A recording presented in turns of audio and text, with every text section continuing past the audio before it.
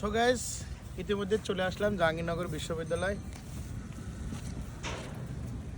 So দেখতে পাচ্ছেন অনেক সুন্দর মনোরম পরিবেশ। এই পরিবেশটা আসলে এখানে খুবই সুন্দর, আসলে দেখার মতো জায়গা। আসলে বুঝতে পারলাম না এনারা কারা, এরা কোথায় থেকে আসছে, কেমনে কি ব্যাপার বুঝলাম না। এনারা এরকম করতেছে কেন, কি হয়েছে এদের? সো গাইস, দেখতে পাচ্ছেন অনেক সুন্দর মনোরম পরিবেশ, দেখার মতো পরিবেশ। জাহাঙ্গীরনগর বিশ্ববিদ্যালয় আছে অনেক কিছু, এবং মানে কি বলবো, এখানে আছে দেখার মতো অনেক কিছু। বুঝলাম না ভাই, আপনি কি সাংবাদিক? জি ভাই, কি সমস্যা কি আপনার? কি করতেছেন? কেউ তো নাই ভাই, কি করতেছেন মোবাইলে? ভাই আপনি কি করতেছেন আপনি? কি এবার ভাই, আপনারা এমন করছেন কেন, কি হয়েছে?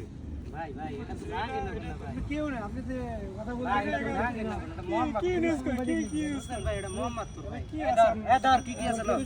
হ্যালো, কি আছে লো? ভাই ভাই, এটা তো মোহাম্মদপুর, এটা তো ভাই, জাহাঙ্গীরনগর না এটা কি ভাই। ঠিক হচ্ছে ভাই? দে মোবাইল ভাই, দে মোবাইল দে। আসসালামু আলাইকুম এভরিওয়ান।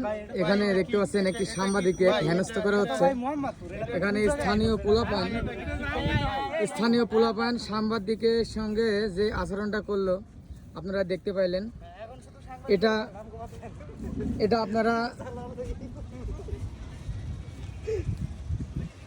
সো দেখতে পাচ্ছেন আসলে এখানে স্থানীয় পোলাপান এখানে এসে আমার সব কিছু কেড়ে নিয়ে চলে গেল। আসলে জানি না এখানে আসলে এরকম সবার ক্ষেত্রে এরকম ঘটছে কিনা। তাই যে যেখানে যাবেন সতর্ক থাকবেন, সুন্দর মনোরম পরিবেশে এমন একটা স্থান নির্ধারণ করবেন, সেই জায়গাগুলোতে আপনি শুধু আপনার লোকজনই থাকবে, সেরকম একটা পরিবেশে আপনারা কন্টেন্ট ভিডিও সব কিছু আপলোড করবেন দেখার মতো।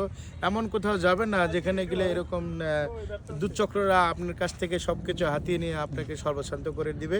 তাই অবশ্যই এই জিনিসটা আপনারা অবশ্যই মাথায় রাখবেন, যেখানেই যাবেন সুন্দর মনোরম পরিবেশে শুধু আপনার টিম বা আপনি টিম ওয়ার্কটাই কাজ করবে, এরকম জায়গায় আপনারা নির্বাচন করবেন, তাছাড়া আপনার ক্ষতি হতে পারে। সো গাইজ, ভিডিওটি ভালো লাগলে অবশ্যই লাইক, কমেন্টস এবং শেয়ার করতে ভুলবেন না। আল্লাহ হাফেজ।